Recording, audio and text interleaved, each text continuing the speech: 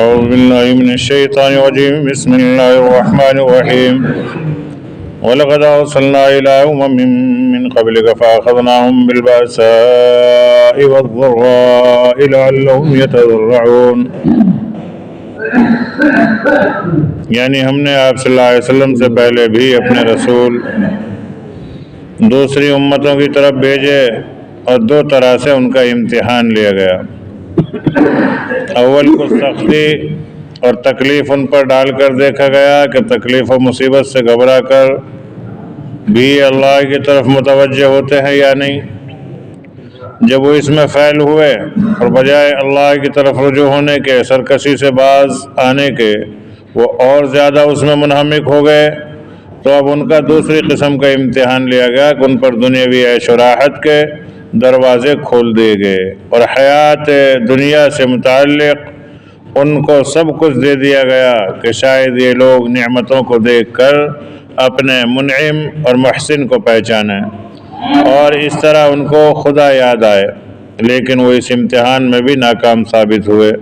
اپنے محسن اور منعم کو پہچاننے اس کا شکر ادا کرنے کے بجائے وہ عیش و عشرت کی بھول بھلیاں میں ایسے کھوئے کہ اللہ اور اس کے رسول کے پیغامات اور تعلیمات کو یکسر بھلا بیٹھے اور چند روزہ عیش میں بدمست ہو گئے.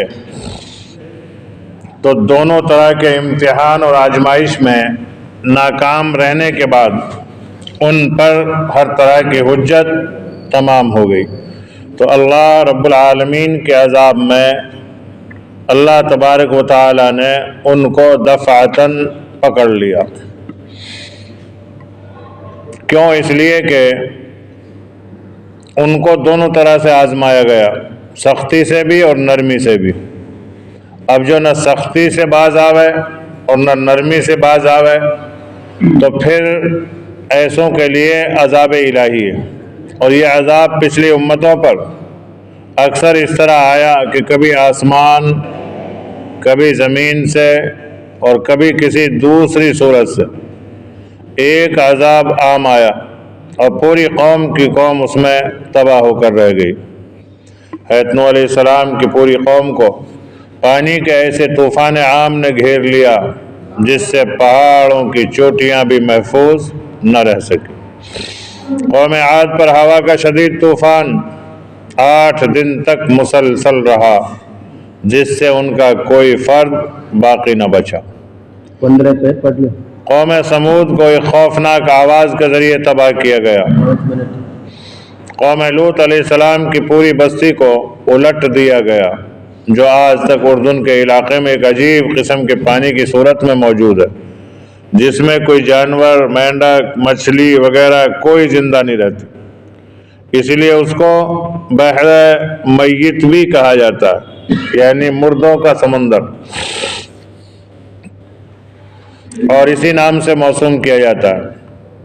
اور بعض لوگ اس کو بحر لوط کے نام سے بھی جانتے ہیں. یہ ساری نشانیاں آج بھی دنیا کے اندر موجود ہیں اور قرآن مقدس نے اس طرح کی ان تمام نشانیوں کو واضح طور پر بیان کیا ہے. دیگر مذاہب کی کتابوں میں یہ سب چیزیں آپ کو نہیں ملیں گی. دیگر مذاہب کی کتابوں میں صرف مذہبی باتیں ہوتی ہیں، عبادت کا طریقہ، پوجا کا طریقہ، مذہبی اصول، ضوابط، بس. لیکن قرآن مقدس میں ساری چیزیں موجود ہیں بشرطے کہ کوئی آدمی قرآن پاک کو پڑھے. اگر کوئی سیاست سے تعلق رکھتا ہے تو قرآن پاک میں سیاست کے اصول، آداب اور اس کے واقعات بھی موجود ہیں. کوئی آدمی ہسٹری اور تواریخ سے متعلق ہے تو قرآن پاک میں تاریخ کے ایسے ایسے واقعات موجود ہیں کہ جب دنیا نہیں تھی، دنیا کا وجود نہیں تھا، زمین نہیں تھی، آسمان نہیں تھے، کچھ بھی نہیں تھا، اس وقت کے واقعات بھی قرآن مقدس کے اندر موجود ہیں. اسی طریقے سے کوئی آدمی دنیاوی آثار قدیمات سے متعلق رکھتا ہے تو اس میں یہ سب چیزیں اللہ رب العالمین نے بیان فرمائی ہیں. تو قرآن میں سب موجود ہے. اس سے کہانیاں بھی موجود، تواریخ بھی موجود اور اصول و ضوابط بھی موجود. لے کر بچے کے بچپنے سے اور مرنے تک کے زندگی کے تمام اصول و ضوابط، اور مرنے والا مر جائے تو کیا کچھ چھوڑ کر جائے تو اس کی تقسیمات کے بھی ضوابط اور قوانین، اور اگر مرتے وقت میں وہ کچھ وصیت کر رہا ہے تو اس کی وصیت کہاں تک معتبر کہاں تک نہیں، وہ سارے کے سارے اصول۔ غرض پچھلی امتوں کی نافرمانیوں کی سزا اکثر تو ان مختلف قسم کے عذابات کی شکل میں آئی جس میں بیک وقت پوری قوم تباہ اور برباد ہو گئی۔ کبھی ایسا بھی ہوا وہ بظاہر طبعی موت سے مر گئے اور آگے کوئی ان کا نام لینے والا بھی باقی نہ رہا۔ آیت مذکورہ میں یہ بھی بتلا دیا گیا کہ اللہ رب العالمین کسی قوم پر عذاب عام دفعتاً نہیں بھیجتے، بلکہ بطور تنبیہ کے تھوڑی تھوڑی سزائیں نازل فرماتے ہیں جن کے ذریعے سعید و نیک بخت لوگ اپنی غفلت سے باز آ کر صحیح راستے پر لگ سکیں۔ ایسا نہیں کہ اچانک پہاڑ ٹوٹ پڑا ہو، ذرا سے تکلیف بھیجیں گے کہ کیا ہو رہا صاحب، پیٹ میں درد سا ہو رہا، اب اسے دیکھیں گے کہ میرا بندہ اس درد کو لے کر میرے دربار کی طرف بھاگتا ہے یا غیروں کی طرف بھاگتا ہے۔ بعض کو ذرا سا سر درد دے دیا، بعض کو ذرا سا بخار سا ہو گیا، اب پتہ چلا کہ آدمی 5 وقت نمازی تھا، لیکن جیسے ہی بخار آیا بخار سے مسجد میں بھی حاضر نہیں ہو رہا، تو یوں سمجھ لو کہ عذاب الہی میں مبتلا ہو چکا ہے۔ اور اگر دکھ تکلیف ہے پھر بھی آدمی دین کے ان تمام کاموں کو پورا کر رہا ہے جن کو پہلے کر رہا تھا، بلکہ اور زیادہ لگ رہا ہے، تو اس سے اللہ تبارک و تعالیٰ کی وہ تمام تکالیف بھی ہٹتی ہیں اور اللہ کی رضا بھی شامل حال ہوتی۔ ایک امام صاحب بتا رہے کہ میرے مخالف زیادہ ہو رہے لوگ، اور مخالفت کس بات کی تھی کہ میں سوتا زیادہ تھا۔ وہ بتا رہے امام صاحب کہ مجھے نیند بہت آتی تھی، تو ظہر میں تو مقتدی اٹھا رہے ہیں، فجر میں تو اٹھا رہے ہیں، مغرب پڑھ کے لیٹ گیا تو عشاء میں اٹھا رہے ہیں، تو پریشان تھے لوگ مجھ سے۔ تو کچھ لوگوں کے ارادے تھے بھائی بدل دو امام، کیونکہ آج کل کوئی بھی چیز بدلنا مشکل ہے۔ جوتی چپل بھی بدلیں گے نا تو جو سستی والی جوتی چپل والے وہ بھی اتوار کا انتظار کرے گی، اتوار میں وہاں پینٹ سلے گی، اتوار تک کھینچ لو، نہیں اتوار کو بدل دیں گے۔ امام کے لیے نہیں ہوتا، امام کو تو ظہر پڑھا دی تو چلو جی عصر میں چھٹی۔ اور بعض وقت ایسے بھی دیکھا گیا کہ ظہر کی وضو ہو گئی، جماعت تیار نہیں، یہ امام نہیں پڑھائیں گے نماز، اب دوسرا آ گیا ظہر میں، اس کی وضو بھی بیچارے کی رہ گئی، وہ وضو کوئی اپنے کو لے گیا گھر لپیٹ گیا کیونکہ اس کو ظہر ہی نہیں پڑھانے دی گئی۔ تو بعض حالات یعنی امام کے لیے ائمہ لوگ کہتے ہیں کہ امام کی جڑ مولی سے بھی کم ہوتی ہے، مولی میں بھی کم سے کم ایک جڑ ہے، اسے اکھاڑو گے دیر لگے گی، اس میں سائڈوں میں شاخ ہوں گے، لیکن امامت کا منصب ایک ایسا ہے اس کے کوئی شاخیں نہیں، کوئی جڑیں نہیں، کیونکہ مصلی نہ تو چٹائی سے ملا ہوا ہوتا، نہ مصلی کے برابر میں کوئی صفیں ہوتی، یہ تو بالکل ایک دم الگ تنا، نہ جانے کب لپٹ جائے کب اڑ جائے۔ یونس بھائی لپیٹ کر رکھیں، کچھ پتہ نہیں ظہر میں اس سمے پھیلے گا تو کون چڑھے گا اس پر۔ تو وہ امام صاحب یوں کہہ رہے کہ میں بہت پریشان تھا اور کوئی عذر تھا نہیں، مجھے بس نیند زیادہ آتی تھی اور مقتدی میری نیندوں سے پریشان، تو مجھے ہٹانے کی بالکل تیاری ہو رہی۔ تو ایک روز عشاء کے بعد مجھے پیٹ میں ہو گیا درد، خود بتا رہے اپنی کارگزاری ہو کہ میرے پیٹ میں درد ہو گیا۔ اب جب درد ہوا تو ظاہر سی بات ہے کہ بھائی جو دیندار ہوگا تو اس کے پاس علاج کیا ہے؟ ہر بیماری کا علاج نماز ہے۔ کوئی بھی تکلیف نبی کریم صلی اللہ علیہ وسلم کو بھی ہوتی تھی، آپ صلی اللہ علیہ وسلم مسجد کی طرف چلتے تھے، آندھی طوفان ہوا کچھ بھی ذرا سی بھی تیز چلتی فوراً آپ صلی اللہ علیہ وسلم مسجد میں تشریف لاتے۔ تو امام صاحب نے کہا کہ بھائی میں نے وضو کیا اور وضو کر کے بھائی اس سے بہتر اور کیا ہے کہ نماز صحیح ملے گا، سکون ملے گا۔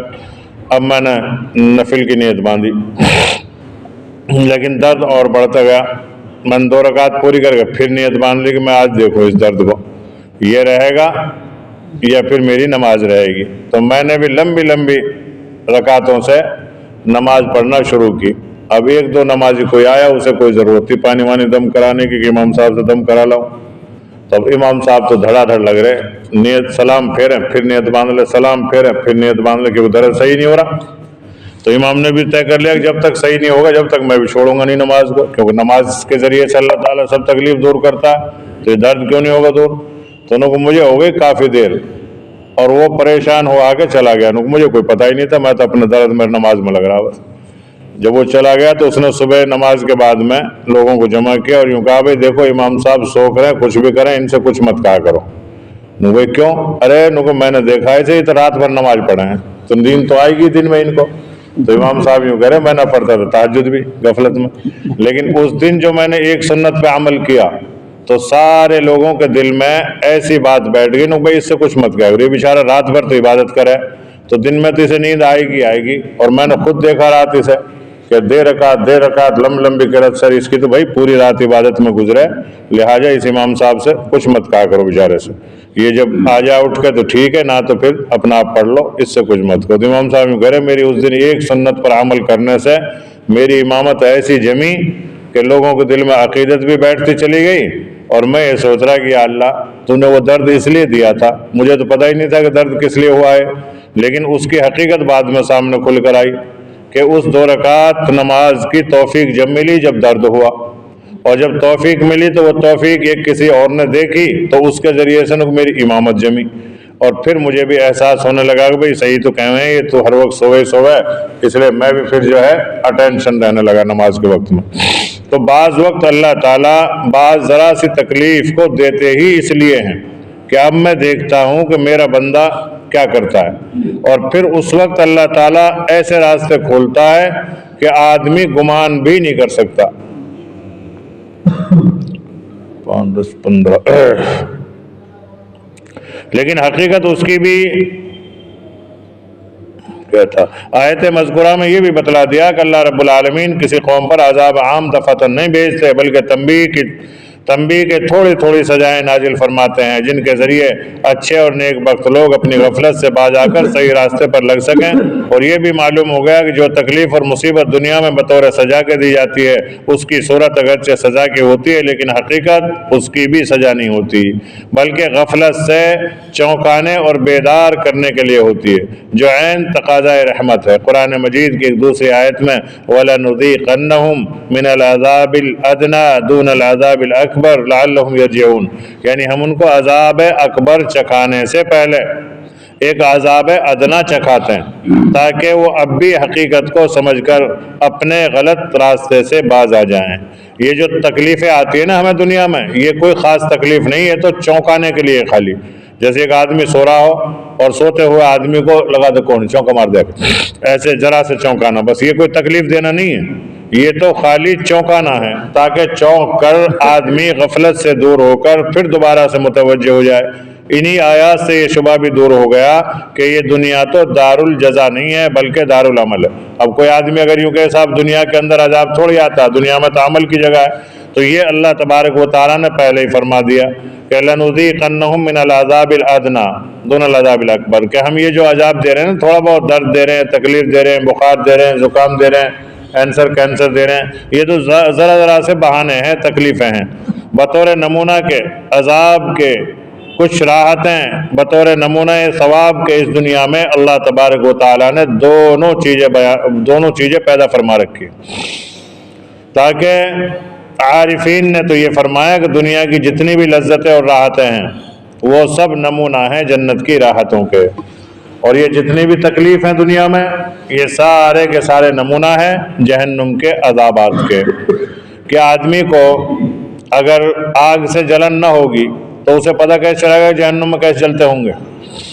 اگر اسے دنیا کی لذتوں اور راحتوں کا احساس نہیں ہوگا تو پھر وہ جنت کی طلب کیوں کرے گا؟ پھر کیوں 70 حوروں کی طلب، اور کیوں گلمان کی طلب، کیوں باغات کی طلب، اور کیوں نہروں کی طلب؟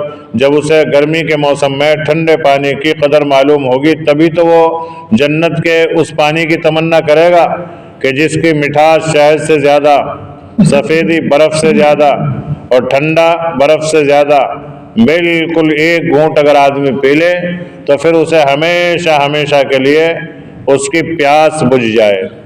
تو جب یہ حدیث بیان کی جب پیاس بجھ جائے گی پھر آگے پانی کی کیا ضرورت رہے گی؟ پھر ضرورت پڑے گی کیوں؟ ضرورت پھر بھی پڑتی ہے۔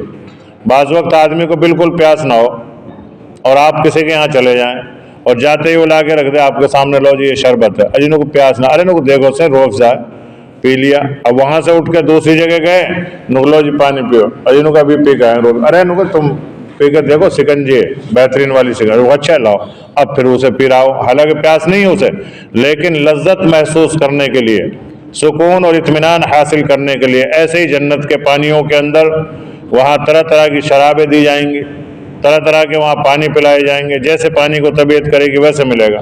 الغرض دنیا کی راحت و کلفت حقیقت سزا و جزا نہیں بلکہ سزا و جزا کے نمونے ہیں، اور یہ پوری دنیا آخرت کا شو روم ہے جس میں تاجر اپنے مال کے نمونے دکھانے کے لیے دکان کے سامنے لگاتا ہے کہ ان کو دیکھ کر خریدار کی رغبت پیدا ہو۔ اب کوئی آدمی دکان جب سجاتا ہے تو ساری چیزیں دکھاتا ہے، گودام میں مال کچھ اور ہے، شو روم میں دکھاتا ہے صرف مال کو۔ اب یہ ضروری نہیں ہے کہ یہ مال یہیں استعمال ہوگا، مثلا کسی نے گیس سلنڈر دکھا رکھا ہے تو مقصد یہ ہے کہ صاحب یہاں یہ ملتا ہے، اس کا یہ نمونہ، یہ تھوڑی ہے کہ گیس سلنڈر یہاں جلتا ہے چلتا ہے آگ لگتی ہے یا اس میں یہاں سے اسی کا نظام ہے، نہیں، بلکہ وہ تو خالی دکھانے کے لیے۔ تو دنیا کی جتنی بھی چیزیں ہیں، چاہے وہ عذابات کی شکل میں ہو یا نعمتوں کی شکل میں ہو، یہ سارے کے سارے نمونے ہیں۔ جیسے دکاندار سامنے لگاتا ہے، ان کو دیکھ کر خریدار کو رغبت پیدا معلوم ہوتی ہے۔ دنیا کا رنج اور راحت در حقیقت میں سزا و جزا نہیں ہے بلکہ خالق سے کٹی ہوئی مخلوق کا رشتہ پھر اپنے خالق سے جوڑنے کی ایک تدبیر ہے۔ ایک صاحب بتا رہے تھے کہ یہ جو ایلوپیتھک دوائیں ہیں، ان دواؤں میں ایک مادہ ایسا ڈالا جاتا ہے، وہ ان کے بزنس کے لیے انہوں نے بے ایمانی کر رکھی ہے کہ آپ ایک دوا کھاؤ کسی مرض کے لیے، وہ مرض آپ کو صحیح ہو جائے گا، لیکن دوسری بیماری پھر بدن میں پیدا ہوگی۔ کیوں ہوگی؟ اس لیے ہوگی کہ اس دوا میں وہ تاثیر انہوں نے ایسی ڈالی ہے کہ مثلا بخار ہے یا بدن میں درد ہے تو درد کی دوا آپ کھائیے، درد میں سکون مل جائے گا، لیکن گردوں کے پھیل ہونے کی شروعات ہو جائے گی، گردوں کی جو اندرونی طاقت ہے وہ ختم ہو جائے گی۔ اب کیا کرو؟ اب گردوں کی دوا کھاؤ، پھر جب گردوں کی دوا کھاؤ گے پھر مثانے میں کمزوری آ جائے گی تمہارے، پھر جب مثانے کی دوا کھاؤ گے تو پھر اور شریر کے اندر کیلشیم کی کمی آتی جائے گی، جب کیلشیم کمی آئے گی پھر تم vitamin calcium C B C انہیں ڈھونڈتے پھرو گے، پھر ان کی دوائیں کھاؤ گے، تو ایک درد کی گولی کھانے سے ان کی 10 طرح کی گولیاں بکیں گی۔ تو یہ ان کا ایک ذریعہ کہ میڈیسن لائن سے انسان جڑا رہے، اور جب کوئی بھی نہ جڑے تو پھر کرونا گھوشت کر دو، پھر اپنا آپ جڑیں گے۔ اب اتنے کپڑے 2 سالوں میں جو پہننے میں ہم نے نہیں خریدے ہوں گے جتنے لوگوں نے ماسک خرید لیے، چاہے ایک فرد نے نہ خریدے، تاجروں کو دیکھو انہوں نے گودام کے گودام بھر لیے۔ جب شروع میں کرونا شروعات ہوئی تو میں لونی میں تھا، ایک وہاں کپڑے کے کارخانے والا ہوں، کہا مول صاحب کیا کروں، کام ہی نہیں چل رہا، میں نے تو ماسک شروع کر دے۔ ارے ان کے کون لگا؟ ارے میں نے کہ ابھی شروعات ہوئی ہے، دیکھ تو کیا ماسک بکیں گے۔ انہوں نے 6 مہینے میں کئی لاکھ روپے کمائے۔ نوغیرہ میرے جتنے بھی کپڑے تھے سب طرح کے کپڑے جو گودام میں تھے سب کے بنا دیے ماسک، موٹے پتلے باریک سب طرح کے، اور پھر آرڈر مل گیا سرکاری، پھر اس آرڈر کے بنائے۔ تو یہ سب بہانے اور ذرائع ہوتے ہیں۔ حکومتوں کی بھی یہ تدبیریں ہوتی ہیں کہ عوام کے پیسے کو کیسے اپنی طرف کھینچا جائے، کچھ بھی نہیں تو نوٹ بندی کر دو، سارے ان لوگوں کے بھی پیسے نکل کے آگے جنہوں نے کبھی بیوی نے شوہر سے چھپا کے رکھ رکھے، بھائی نے بہن سے چھپا کے رکھ رکھے، اور باپ نے بیٹے سے چھپا کے رکھ رکھے تھے، وہ بھی تیمے سے نکل آئے، مجبور ہے انہوں کے بدل ہی لاؤ، اب کیا کرو، اب تو بیکار ہو جائیں گے۔ ہاں، اور بہت سو کے بھی رکھے رہ گئے۔ ہمارے مولی عارف ہیں، وہ کہہ رہے یار میں نے کتاب میں دھر دی، ایک دن تنخواہ ملی سب میں نے کتاب میں دھر دی، میں وہ بھول کو کون سی کتاب میں اب نکلے ہوں 500 کے نوٹ، من کے ابھی نے دھری راک برکت ہے کہ اسلام پور کی تنخواہ، میں جب نہ سوچ سکے تو میں دھر دی کتاب پڑھ رہا ہوں، میں جب مول دیکھ گیا آپ جیسن، اور میں نوائی میں رکھ دیا اور میرے دھیان نہ آئی کون سی کتاب میں۔ اب ایک دن کتاب میں صفائی ہو رہی، جب دیکھے تو وہاں میں نکلے 10,000 روپے۔ تو یہ پہچان ہوتی ہیں، نشانیاں ہیں۔ تو یہ حکومتیں بھی خدا بننا چاہ رہی ہیں عوام کے اوپر، یہ تو ہے نہیں کہ بھئی عوام کے لیے راحت کے سامان اختیار کریں، راحت دیں، اس کے سکون والی چیزیں دیں، بلکہ عوام کو ایسا جکڑنا کہ عوام خود بخود حکومت کی تحویل میں رہے، تابع رہے۔ تو وہ تو خالق حقیقی ہے، وہ تو اگر ایسا کرے تو اس کے لیے کوئی مشکل نہیں ہے، وہ کر بھی سکتا، کرنا بھی چاہیے۔ تو خود آیت مذکورہ کے آخر میں بھی اس حکمت کا ذکر لعلہم یتضرعون اللہ نے فرمایا کہ ہم یہ کیوں کرتے ہیں ایسا؟ یہ اس لیے کرتے ہیں کہ تاکہ بندے ہماری طرف جھکیں۔ اللہ یہ چاہتا ہے کہ میرے بندے میری طرف رہیں۔ جیسے ہم لوگ چاہتے ہیں کہ آدمی ہمارا اور غلامی کرے دوسرے کی، ایسے کیسے ہو سکتا ہے؟ بیوی میری جائے دوسرے کے پاس، ایسا کیسے ہو سکتا ہے؟ تو بیوی تو کم سے کم نکاح کے بندھن کی وجہ سے آئی ہوئی ہے، لیکن ہم تو اللہ کے پیدا کیے ہوئے اللہ کی مخلوق ہیں، اللہ کے بندے ہیں۔ تو بندے ہم اللہ کے اور جاویں غیروں کے پاس، تو اللہ تبارک و تعالیٰ یہ نہیں چاہتا۔ تو وہ کیا کرتا ہے؟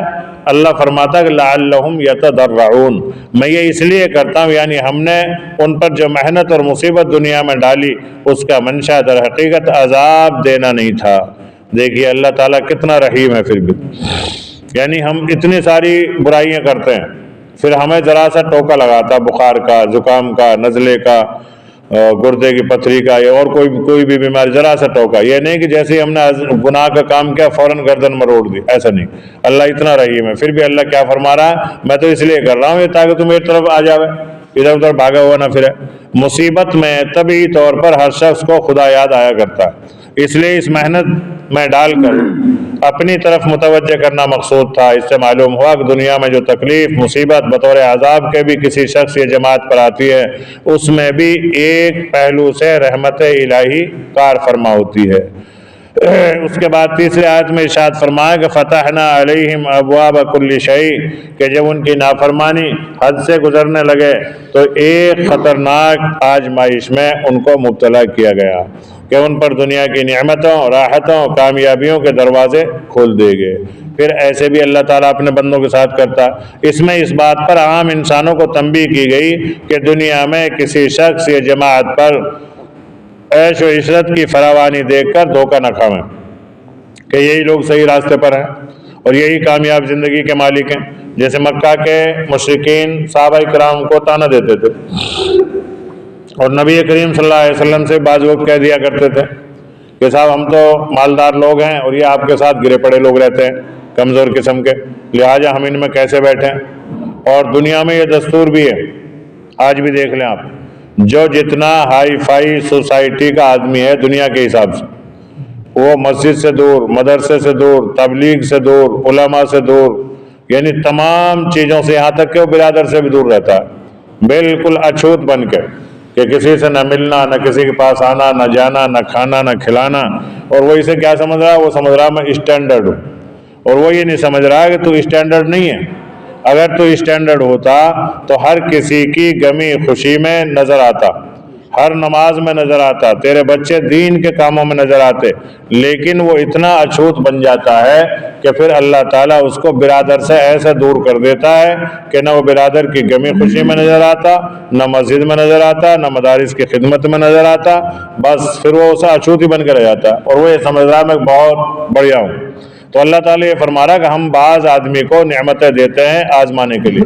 اب بہت سے لوگ پھر یوں کہیں صاحب انہیں دیکھو کافروں کو، یہ اللہ کو بھی نہیں مانتے پھر بھی پھل پھول رہے ہیں، اور کتنا پیسہ آ رہا ہے، کتنا مال آ رہا ہے، کتنی دولت ان پہ آ رہی ہے۔ اللہ کے بندو، اللہ کے نزدیک اس مال اور دولت کی کوئی قدر ہے ہی نہیں۔